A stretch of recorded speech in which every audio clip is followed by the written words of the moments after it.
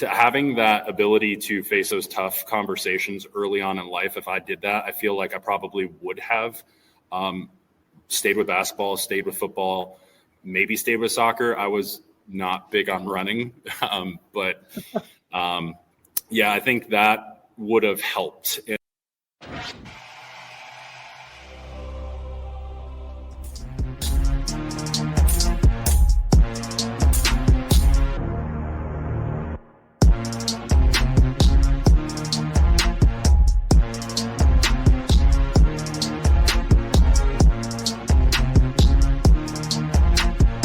He is the PE teacher right now at Ida Rankin, although you've been at a few schools in Gaston County.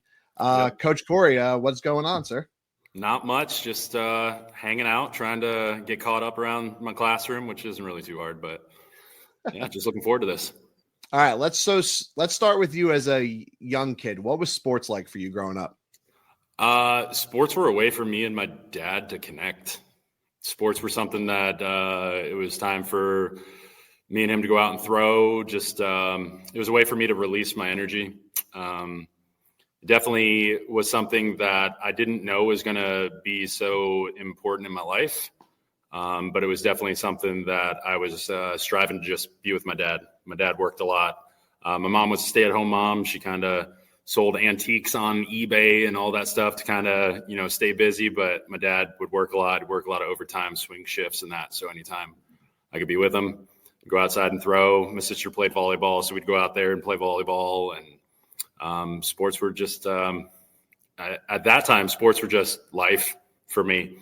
That and video games. It was actually a way, I'm sure, to release away from video games. But yeah, it was definitely it was something that helped me more than I knew back then, because playing a lot of video games, I didn't have a lot of life experiences that at the time I realized that I would be using later on in life.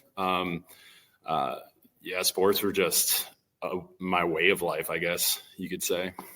Yeah, well, and you brought up the life experience thing. Sports for sure definitely helps out with life experiences and gives you like that connection that you may not get, especially because kids right now, so many kids are stuck on video games, and it's just like, it is what it is. Did you play everything? Like, were you a kid that played everything, or did you gravitate towards one sport? So when I was young, baseball, basketball, I helped my sister a lot with volleyball, played 1 year of soccer, played 1 year of football. I just didn't enjoy how the coaches used me in that. And it was just kind of a one-way street when it comes to how they coached. So baseball was my main sport. Basketball was until middle school. And then after that, I mainly focused on baseball, which I wish I didn't.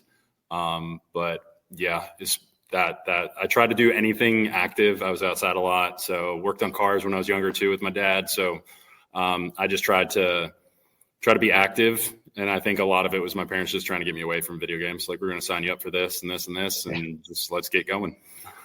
You mentioned that you didn't like the way the coaches used you. Do you think, like, if they had a conversation with you, or if their approach was different? Because, like, this is honestly like that comment right there is the whole point of this podcast. Like, I think there's so much that coaches do that doesn't get recognized. And it goes back to it's just always the focus of the wins and losses. But it's like, really, for me, it's like the connections. Mm-hmm. So, like, do you think if something had been different, like, would you have continued playing soccer or maybe another sport that instead of focusing on baseball and basketball? So I don't like to, and I teach all my baseball and softball players this, I don't like to blame per se. There was a lot of things that I didn't have, that I needed when it comes to, the social skill aspect, not feeling intimidated to go up to talk to the coach, being able to, present what I needed to present to them. Especially when I wasn't, like, I started playing, when I played football, it was my 8th grade year. And it wasn't like I didn't play all these years that all these other kids were playing. It was just I didn't hit my growth spurt. I was kind of shorter and a little chubby. So I was a lineman, and me playing baseball in my arm, I was like, I want to be able to throw. I want to be able to, potentially be a quarterback, but also I was super insecure. I was always trying to act a certain way instead of, being okay with like, I'm not the best. And asking for help was a tough one for me. So I don't try to blame the coaches. Like looking at it now, like they had their way. What they were envisioning was, what they envisioned, but, I should have pulled the coach aside after practice or earlier before practice started and talked to them. But I wasn't that kid. And I try to teach a lot of my kids. Social skills are so important, and it doesn't just mean in sports, but later on when you have a boss or, you're working at a job and you're trying to get a pay raise, or maybe you have issues with a coworker, going up to them and talking to them. And, just having that ability to face those tough conversations early on in life. If I did that, I feel like I probably would have stayed with basketball, stayed with football, maybe stayed with soccer. I was not big on running, but I think that would have helped. And my parents were always telling me, like, they're not going to go and talk to the coach. Like, you got to do it. And I think instead of me facing that, I just suppressed that and just try to act a certain way that wasn't, it didn't help me grow.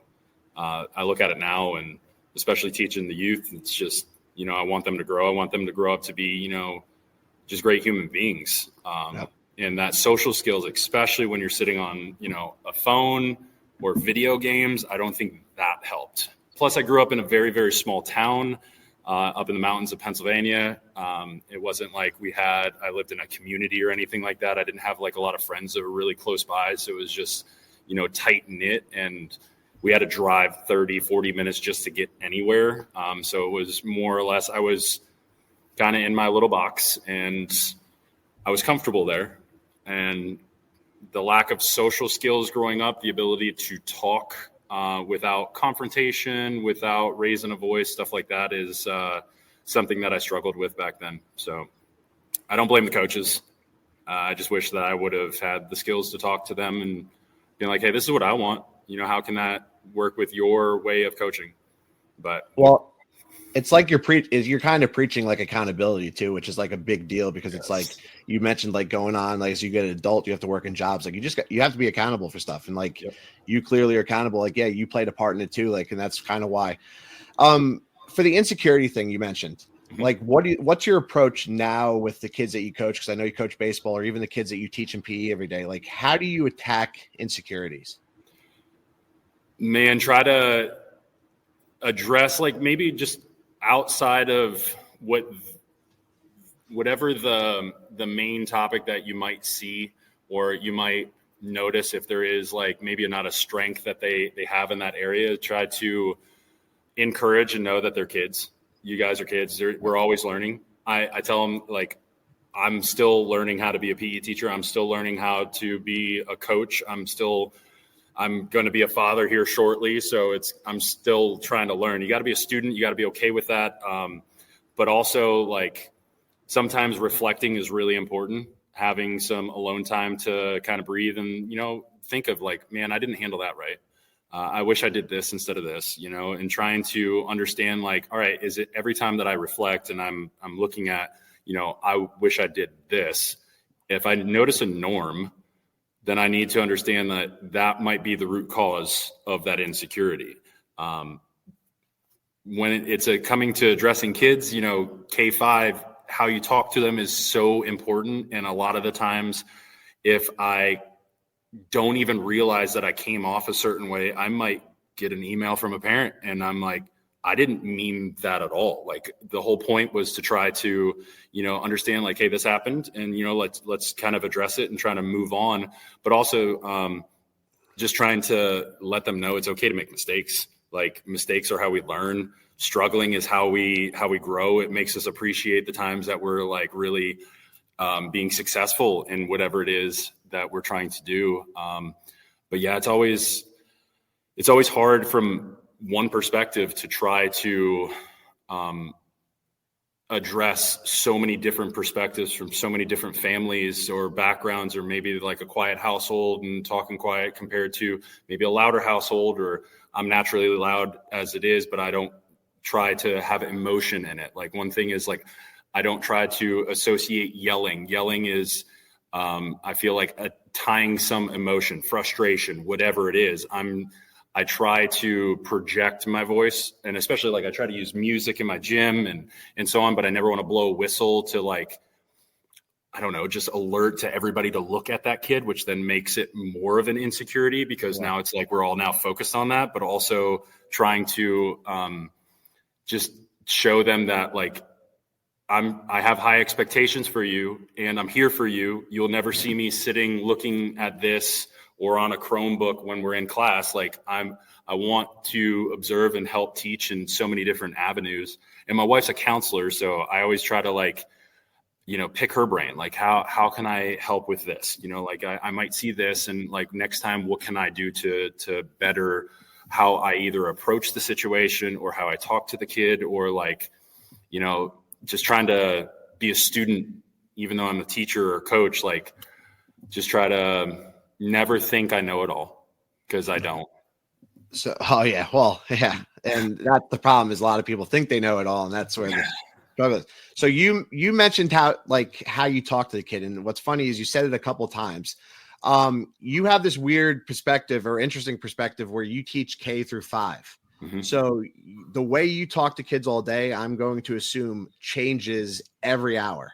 Mm-hmm. How is that different for you? Because I teach 4th grade and I know what I can do with 4th graders. I know how I could talk to 4th graders, but going from kindergarten to 5th grade during the day has got to be kind of crazy. I think so. One of the times I reflected and talked to my wife, and that is like I try to find a root goal. And I think integrity is a really big root goal for us to talk about when it comes to K through 5. And just understanding that, when nobody's watching, like your true character is going to come out based on the decisions you make. And those insecurities might start to make your decisions different. And I know like when I was younger, some of my insecurities, I would try to cheat in games. I would try, like, if nobody's watching, like, all right, yeah, just try to boost myself up, even though it didn't help. So I try to, when I talk to them, it just depends on the situation, like I'm not perfect, but I also try to make sure that, if there's a situation that affects another kid in the classroom based on one student's choice, I try to talk to them like, hey, this kid's feeling this because of this choice. And is this choice, like when we're here, is that helping everybody grow? Is that helping something? Is that, the gap between somebody that has a mom and dad at home compared to somebody that, lives with grandma?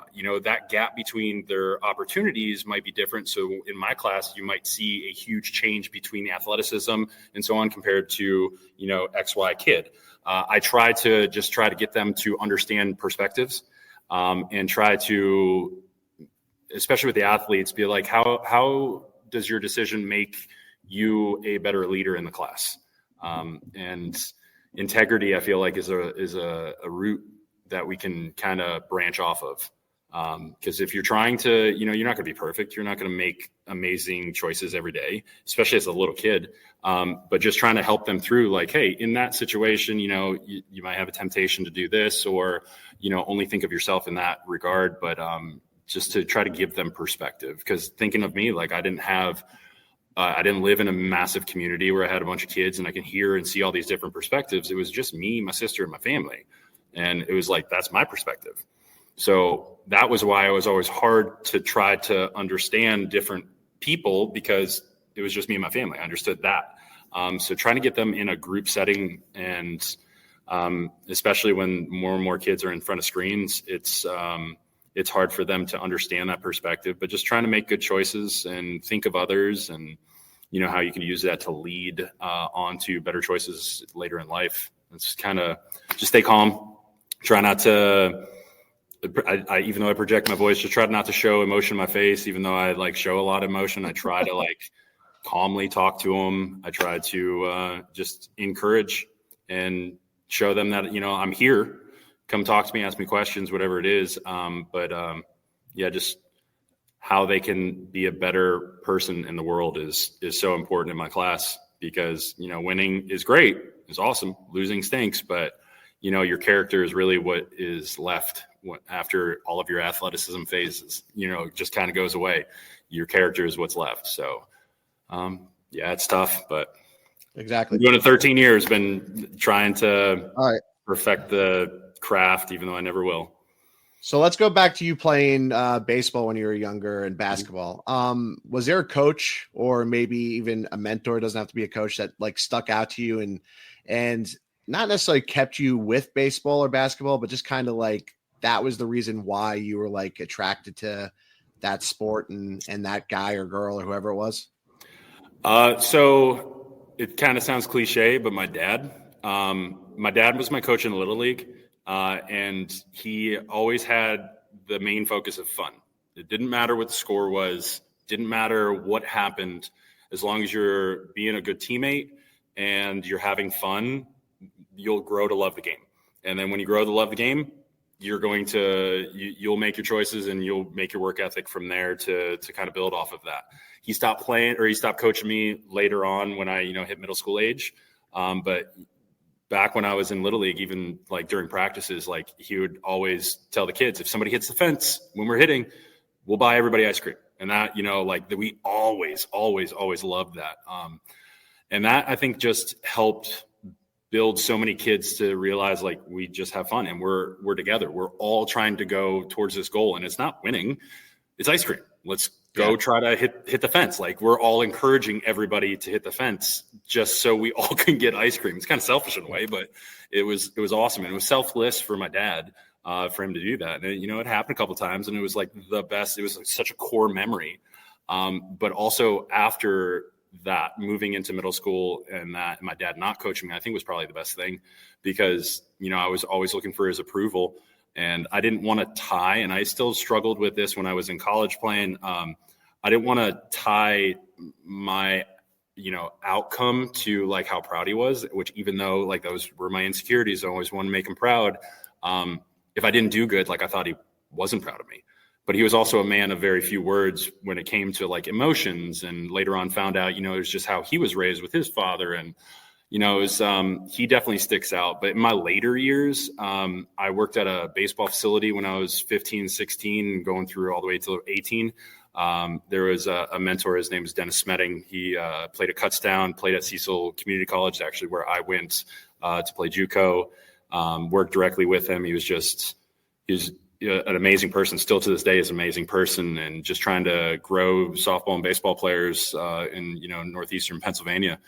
Still to this day, I look at all this stuff and just his words of advice is inspiring for me to help my baseball and softball players, continue to grow. And he's definitely in the later years, somebody that I definitely look up to. So when you were in high school, let's say 9th, 10th grade year, what's the goal for you? Like what did you see yourself doing? Like, was it baseball? Baseball was it. Baseball was my love. Like I worked at a place called Frozen Ropes. It was about 35 minutes away from my house. And back when I was 15, my dad took me there. It just opened. And my dad talked to the guy and he's like, hey, is there anything that he can do around this place so he can get free cage time? And the guy's like, yeah, we have birthday parties coming up. And, if he wants to work those, he can come in anytime he wants and he can hit off the cage. Well, I did that for a while. And then the guy's like, hey, I'll actually hire you. And then you can do baseball lessons. Obviously you're in high school, so we don't want you teaching high school kids, but 8, 9, 10-year-olds, if you want to do some lessons here or there, that'd be good. I was getting paid like $17 an hour as a high schooler back then. I'm like, this is amazing. And that's where I met Dennis. So when that was happening, I was playing so much baseball. Everything was baseball. Work was baseball. And all I wanted to do was move on to the next phase in life, which was trying to play collegiate baseball.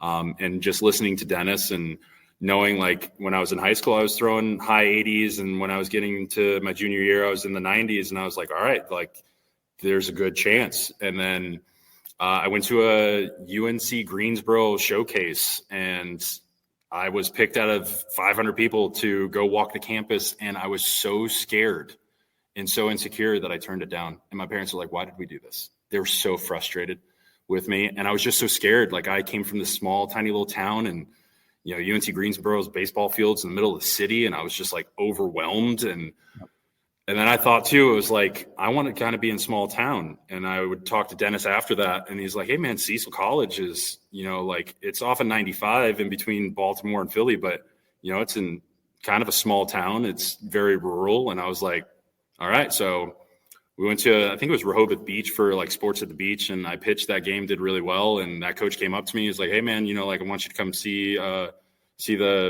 field and see the school. And I was like, yeah, like you taught Dennis Smetting.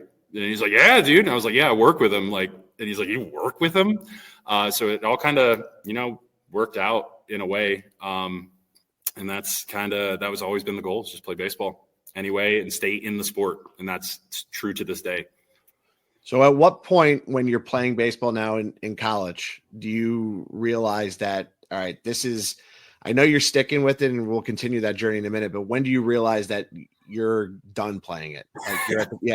Like when college took over, again, video games, Modern Warfare and Call of Duty came out at the prime time. So after practice, the boys, all of us, like the ton of us would go and we'd play. So my work ethic I don't want to say it went down, but like, it's not like I was in the gym a ton in high school. It was always, I was just playing all the time. I was playing in 2-3 different leagues, just throwing all the time. And I think that is where in the moment I didn't know, but I was doing what I want to do. I want to like go to play baseball and, go to class and then come home and play some Call of Duty or whatever it is. And then just not throwing as much all the time, even though we had practice in that, like 91, 92 went to like 87, 88. And then my dad was retiring and my sister already lived in Hickory. And my parents were like, hey, we're going to be buying a house down there. And when I knew that, I was like, I want to be somewhere in North Carolina. So I think towards the end of my sophomore year at Cecil, my second year at Cecil, I told my coach, I was like, I just want to be in North Carolina, anywhere, just somewhere where I'm going to be close to my family. So when I ended up at Mars Hill, I ended up kind of realizing, where I was, and I really needed to have plan B. And even though I was all about baseball, plan B started to overcome baseball. And I think that really is where I started to switch gears and start thinking, all right, what do I want to do in my future? I want to be in sports. I want to be something athletic. I want to be moving. And I started to also think, like when I was at Mars Hill, I used to do lessons with 8, 9, 10-year-olds. Like that was always fun. They're innocent. They're fun to be around. You can help them. It's very rewarding when they get it, like how it lights up in their eyes when they get it. And it's like, yeah. I was like, man, maybe I can be a PE teacher.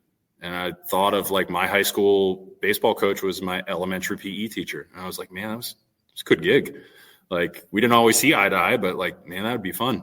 So that's when I kind of felt like I was switching gears. Also, I went JUCO because I thought I was going to get drafted. And after like sophomore year, I was like, nothing happened.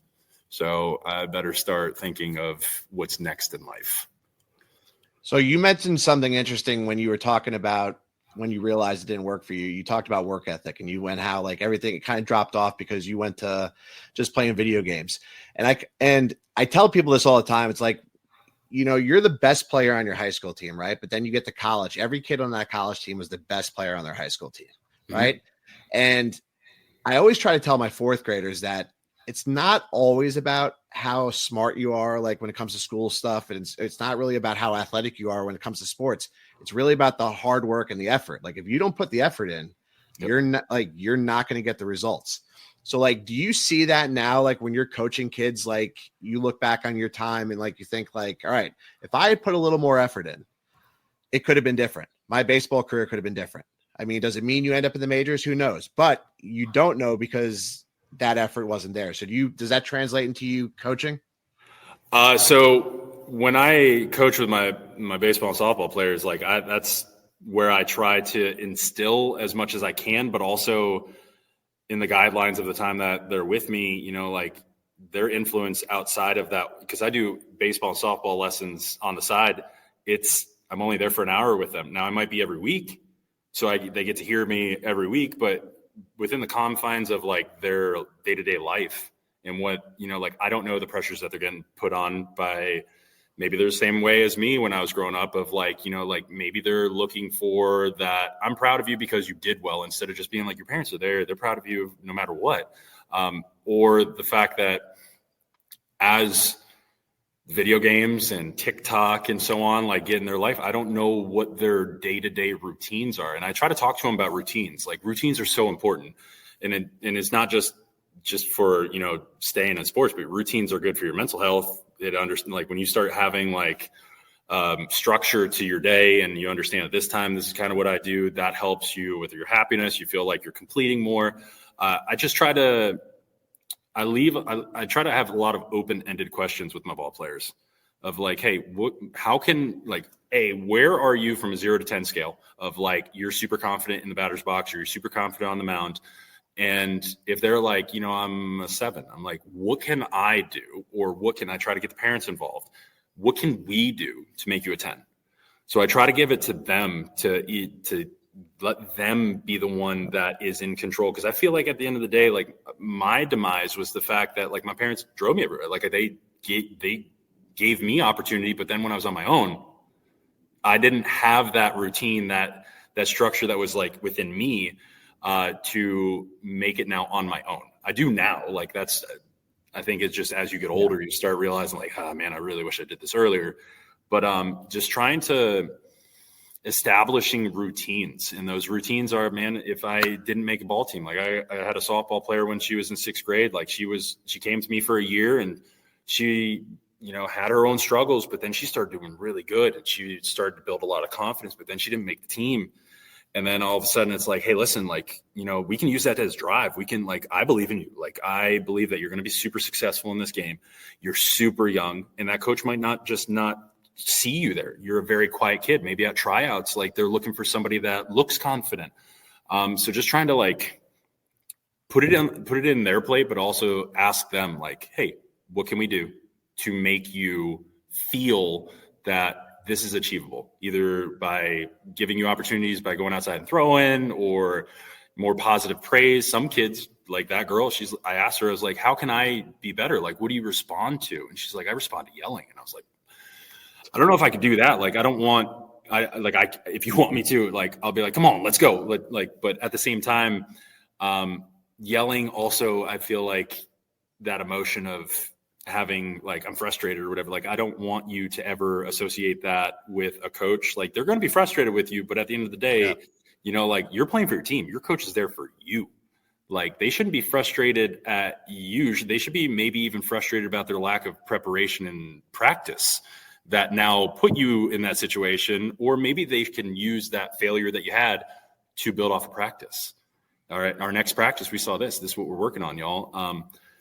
So it's, man, it's always tough. It's like a puzzle with every kid, like how you can try to incorporate that work ethic, that routine based, like build a routine that makes you successful, but also some kids peak at different ages too. So, I mean, I got some kids that were studs in, you know, 6th, 5th, 6th grade. They get older and everybody else is like now towering over them. It's like, hey, listen, we have new challenges. All right. So maybe we need to start eating more or get in the gym or do something like that. So, man, I take a lot of time trying to think. Like, it definitely stews in me. And I just try to give them my own experiences without ruining how unique they are.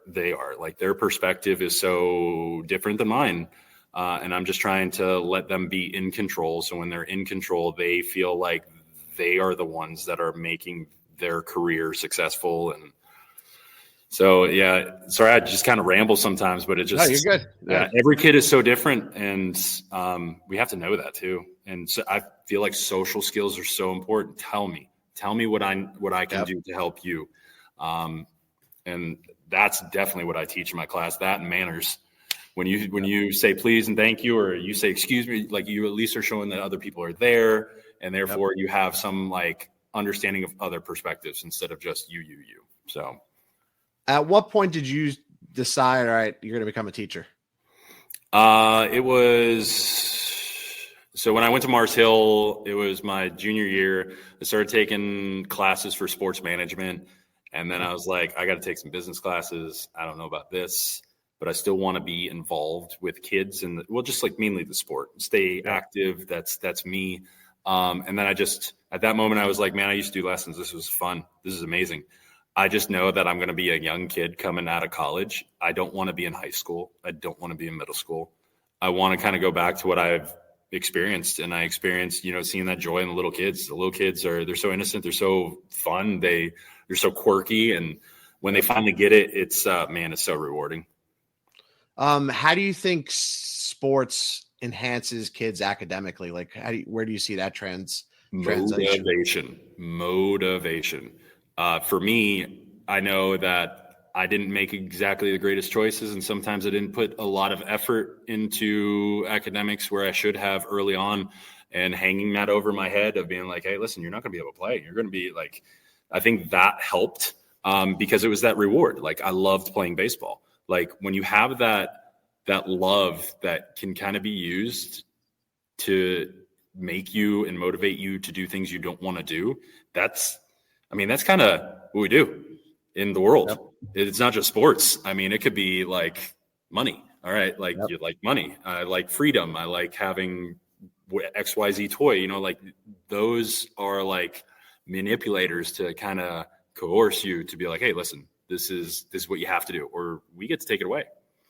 And that's where I also feel like some kids don't have that. They don't even have that because they might not have mom or dad or maybe even grandma signing them up for rec basketball or baseball or softball. And it's like, all right, so you don't even have really much. You might have like a TV that you're watching yep. shows on, or you have a tablet, so sports definitely pushed me. I don't want to say to do the minimum, but it definitely pushed me past what I normally would have done if I didn't have it. Is there something that you do in your classroom, like in your PE classroom, that you think that other teachers should probably incorporate that you just find success with, and you think that, yeah, it's a sports thing, or it's just, it's connected with sports, but it carries over to life? Man, I try to incorporate as much fun as I can and acknowledging your successes. So like even in my class, like right behind me, and there's a reason why I did this, because like these kids are kindergarten through fifth graders. And I want them to know, like, hey, when you're putting in that work, like it's super rewarding, but other kids should see the fact that how much work you put in. So like I have them, and this goes towards like field day points in my class. Like I try to make it like a huge thing that we're all trying to achieve together. And if they bring in a picture of them playing an activity after school, so it could be, whatever sport, from like horseback riding to I even have like a girl over there that rides MX dirt bikes back then. Like I want them to see that recognition that school is awesome. Like I want you to enjoy your education, because as you start to grow and learn, you'll start gaining a way more confidence if you feel like, wow, I kind of know this stuff. And therefore, when people start recognizing me, it just kind of builds and it makes you kind of work a little bit harder. So I try to recognize as many kids that it stinks so, because some kids don't have these opportunities. And, I try to tell them like, hey, listen, eventually you will. Like maybe you'll be able to play for the middle school when you get over there, but just understand like you might have to do other things to help yourself. And I try to tell my fifth graders this. I'm like, don't get on Instagram. You shouldn't have an Instagram. But if your parents do, go in the search and have your parents type in whatever sport you're working on, whatever it is, whatever you want to play, and type in drills after that. So it could be volleyball. Okay, volleyball drills on Instagram. And then you have like a plethora of videos from facilities to pro athletes, and they explain what they're trying to do. And I'm like, you have so much to your fingertips that can help you reach your goals. You just have to find it. So I try to tell my kids that as much as possible, that, like I am so proud of everything that they do.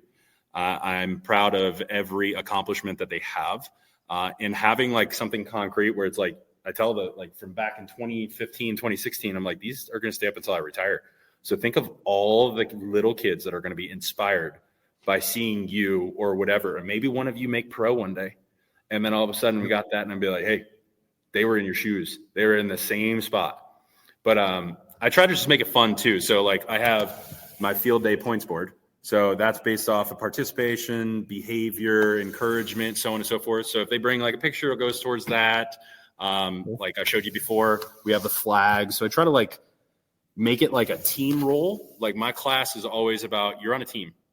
I try to build skills from K2 that are towards some skill in a sport. So it could be basketball. I try to keep the difference between like a kid that plays AAU basketball and a kid that never plays. I try to take the hardest part out of it. So like dribbling for basketball, I'll teach them dribbling, but we're not going to play a game where like Johnny that plays AAU is just running circles around little Susie. Yeah, like, yeah.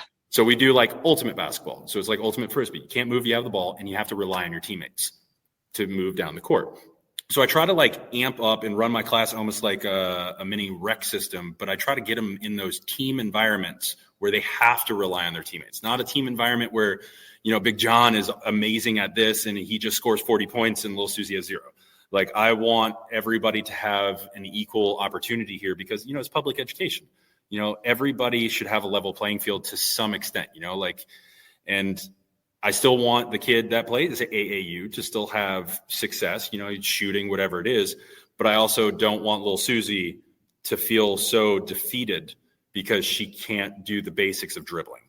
Yep. So, or even like with volleyball, we use beach balls and we teach them the scoring. We teach them how to rotate. We teach them how to serve. But, you know, anybody for the most part can hit a beach ball up in the air and it floats and it takes its time as it comes down, which means then little Susie gets a chance to finally get her little success. And then she feels everybody cheers for her. And then it's like, so that just the recognition that sometimes they need, because in the classroom, I can't even imagine doing like teaching just 4th grade and teaching English and teaching math. Yeah. Like those recognitions I can feel like are probably be so hard. I try to do like little student spotlights too. Like, hey, what was something that happened that was amazing that you felt so good? And like, it's not like show and tell, but it's like talk and tell. Like that, tell us about something that happened, just so they feel special because they're so unique. Every kid has so many different, you know, different lives than everybody else. You're just trying to spotlight whatever their strengths are, whatever they feel good about, even if it's video games. Like we had parent-teacher conference yesterday.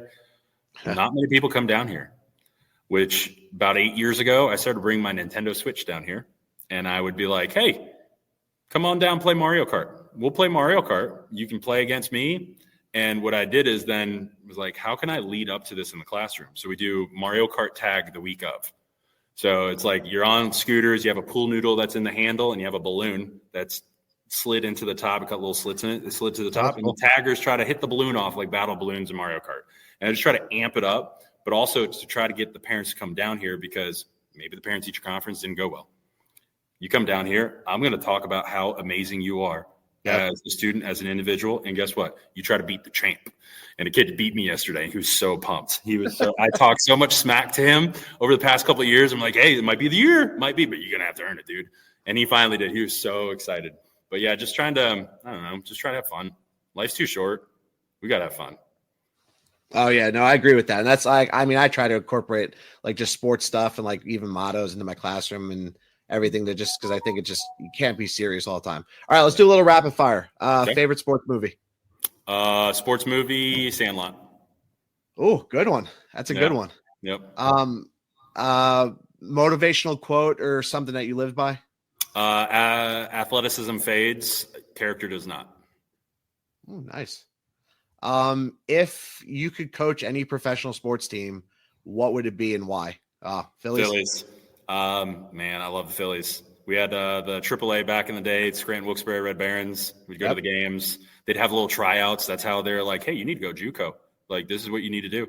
So just Phillies. And my dad loves Phillies. So I think that would be so cool. I wish I got drafted just so I could see the expression on my dad's face. Who's the most inspiring athlete in your opinion? Ooh, I was always a big Curt Schilling fan. Okay. Why Curt Schilling? Before politics got involved, just his tenacity of his hard work and, you know, like the bloody sock and all that other stuff, like just always, I don't know, I gravitated towards him. When you were in high school and even playing JUCO, did you have any pregame rituals?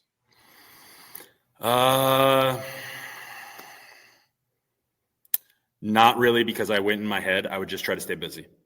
I would just try to, whatever I could do to stay busy so I wouldn't overthink it, because I overthink a lot. I think too deeply in a lot of stuff.